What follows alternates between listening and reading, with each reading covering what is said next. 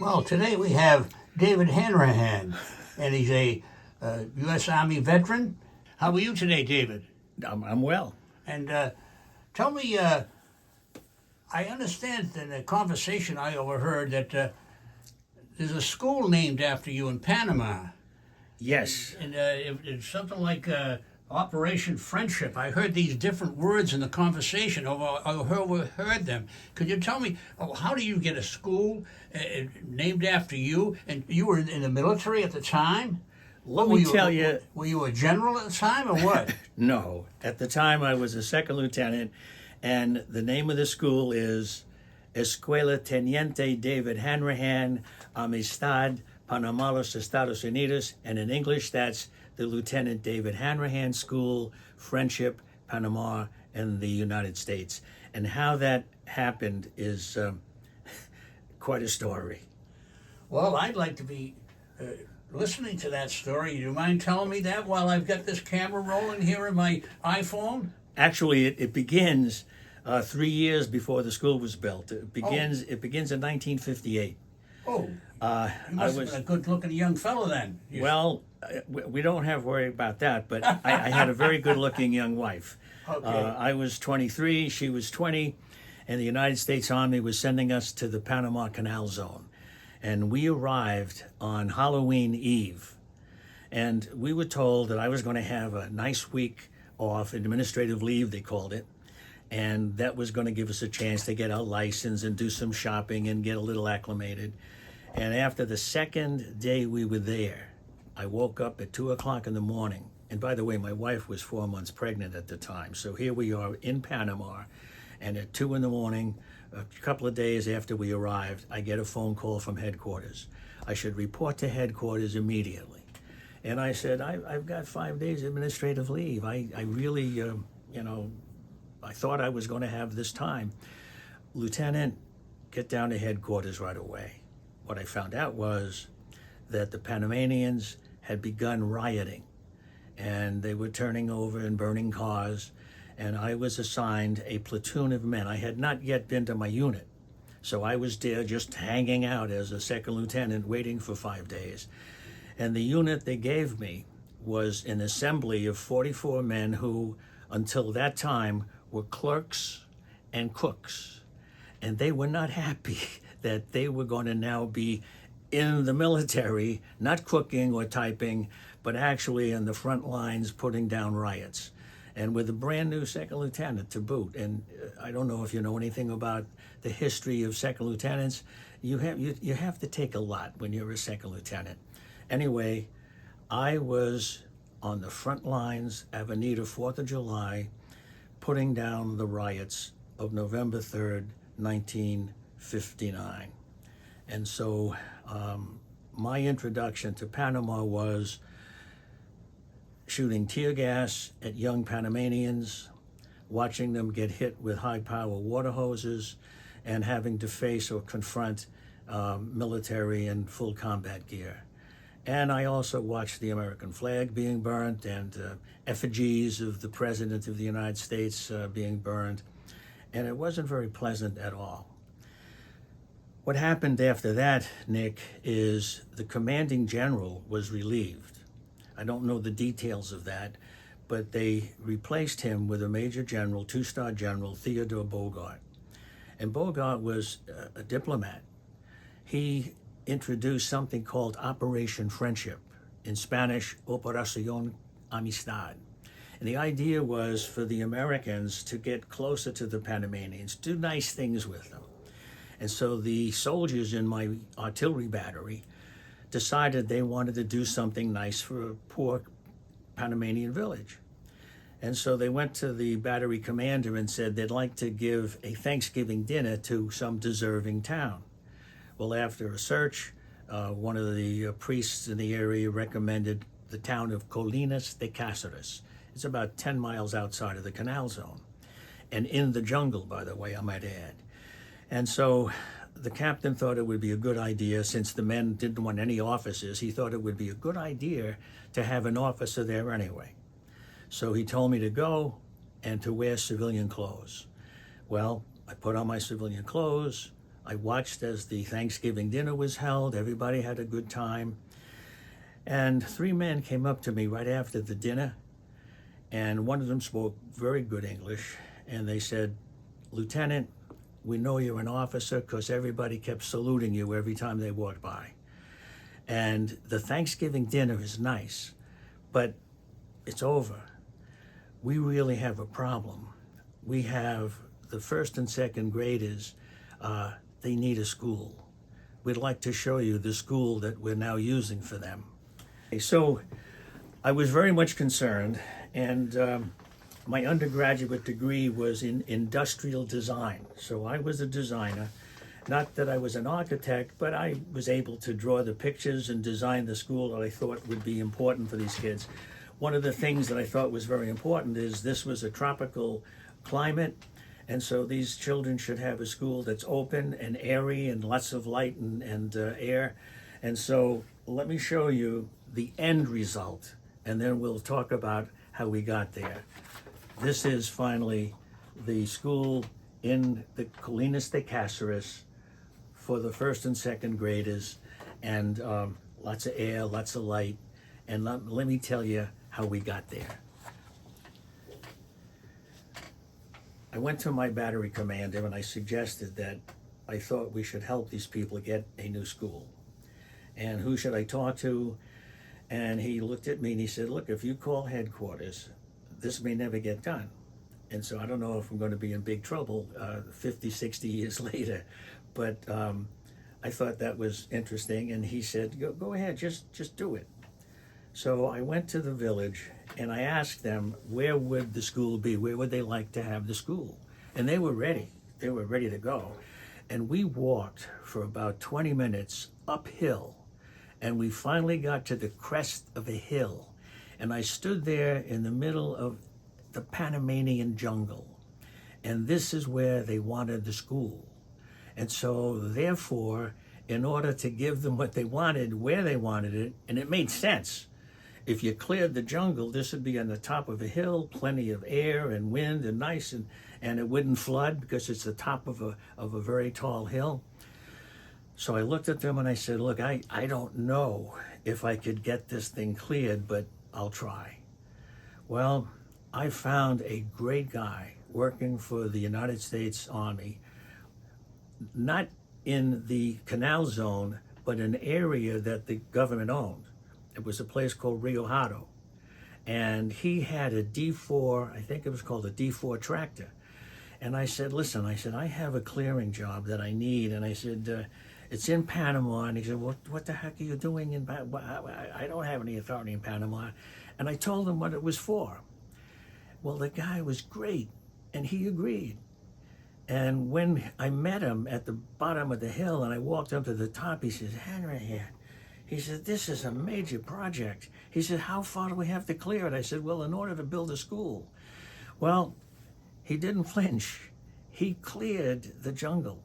And so now I had a nice top of the hill location, and now I needed money. And so what I did was I started to go to Panamanian businesses. And I was knocking on doors and explaining the project, and I was getting contributions. So now I had to open up a bank account, and I called it a trust account with the Panama Chase Bank. And now I was collecting money, and I don't think any of this was really allowed, but I was doing it for what I thought was a very good cause. And I hope I don't get in trouble these 60 years later. But the big thing is, everybody was happy to contribute. And one contribution, I have two contributions to tell you about. The first contribution was the city of Hanrahan, which was the closest big city where all the older kids went to school. They gave me a chit, some kind of a document, to get money out of the Panamanian treasury. I think it was like $600 or $700. And so there I was, a second lieutenant, I was a first lieutenant at this time.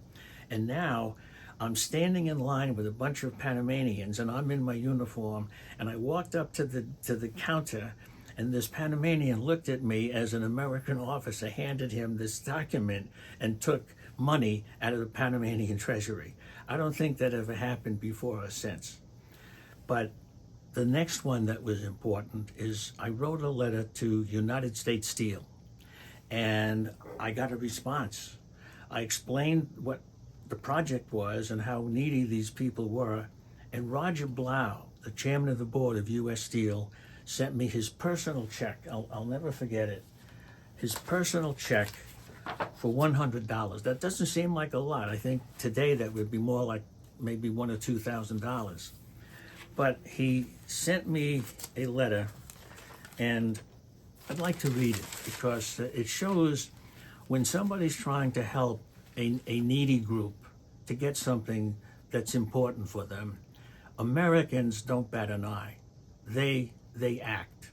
And here is a letter from Roger M. Blau. It's dated March 23rd, 1961. First Lieutenant David G. Hanrahan, Liaison Officer, Battery B, 22nd Field Artillery, Fort Colby, Canal Zone.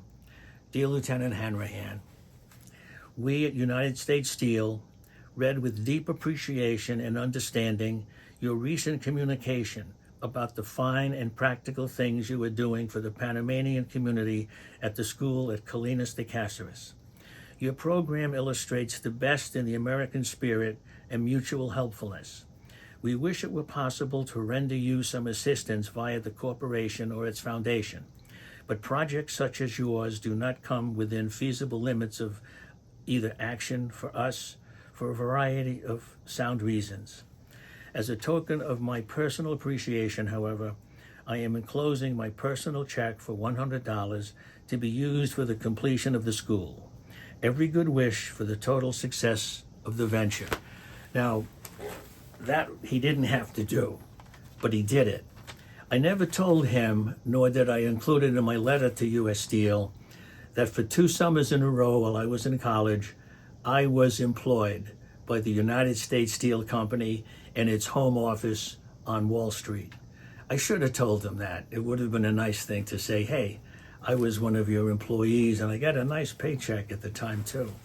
Anyway, the project was going along. I had a young man in my unit, and he had done some construction work with his father, Nick Canajula. He was a Spec 4. And I asked him if he would be willing to work with the people in the town. The idea wasn't, I wasn't going to hire a construction crew. The idea was for the men of the village to build this school themselves. And I thought that that would be important because they'd have some interest, some part of the school building that they built with their own hands. And he agreed. And so he did a fantastic job. I had an architect do the plans and specs. And so this soldier helped organize the men of the village. And this was built by them. And so what you saw as the end project was a result of these men and Nick. The project was going along well, and I was getting a lot of contributions. And one day I went to the Coca-Cola Panama office in Panama City. And I'll tell this story because I think it's very important about the ugly American. I walked into the office and there was this very lovely Panamanian young woman sitting at the reception desk. And I said, good morning, do you speak English? And she looked at me and she said, you must be ashamed. I said, excuse me, ashamed of what? And she says, you come into my office in my country and you ask me if I speak your language? I said, when you put it that way, I am ashamed. She said, well, he's not in. He won't be back till next week. Well, I left and I hit the books. And 1 week later, I go back to Coca-Cola Panama. I walked in, I said, buenos dias, señorita. Yo quiero hablar con el gerente general, por favor. And she looked at me, smiled. She said, isn't that better? And I said, yes. And what I said was, good morning, I'd like to speak to the general manager. That's all I knew at the time. But he was very, very happy to see me. And he said, listen, you shouldn't be walking around collecting money. Today is a meeting of the Rotary Club. And you're going to have the top businessmen in Panama all together in one room. He said, so come on, come with me. I wasn't in the right uniform. You're supposed to have dress whites if you're going to go to a function like that. I was in my short sleeve khaki uniform, and I said, well, I'm not going to miss up this opportunity. So I go to the place, and it's up on the top floor of the Panama Hilton Hotel. And as I get off the elevator, I'm shocked. I mean, I'm stunned. There, 10 feet away, in his white uniform, is Major General Theodore Bogart, the man who came up with Operation Friendship, under which my project was ongoing. I walked right up to him, I introduced myself, and I explained why I was out of uniform. He just nodded, and then to my chagrin, George Arias, who was the president of Coca-Cola Panama, he sits me at the head table. And now there's the president of the Rotary Club in the middle. To his left is General Bogart. Then there's George Arias, and to his right, I'm sitting there. And George gets up and tells the crowd about the school project and says, get your checkbooks open and make sure you give Hanrahan a nice big fat check. When it was all over, the general didn't say anything to me. I left quickly, and by the time I got back to my headquarters, the captain was looking at me saying, Hanrahan, what did you do? It's too late to explain anything. Headquarters wanted to see me, and I figured my career in the Army was over. I showed up at headquarters, and a colonel said, Hanrahan, do you know how many paragraphs in the treaty between the United States and Panama for the Canal Zone? Do you know how many versions of this thing you violated? He said, by the way, did you even know who owned the land you're building this school on? And I never thought of a title search. I wasn't even thinking law in those days. And I said, no. He said, well, fortunately, it's government owned. He said, now that the project is out there, he says, we're going to have more control. You'll have to submit paperwork and stuff like that, and it's going to have to be run under the auspices of the United States Army. To make a longer story as short as I can, we didn't only just build a school. The children and the people in that village didn't have any source of water. And so what they had was some kind of a spring. And it was just bubbling up who knows what kind of water. And it was a mess. And so what I did is I contacted another military unit for drilling wells, and I got their attention, and they drilled a well. And so here is the rig drilling the well, and we finally got a well.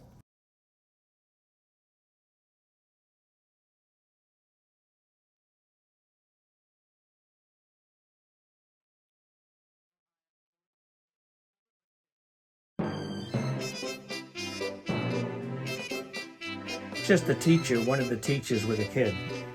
Hold it. They're going to think it's me.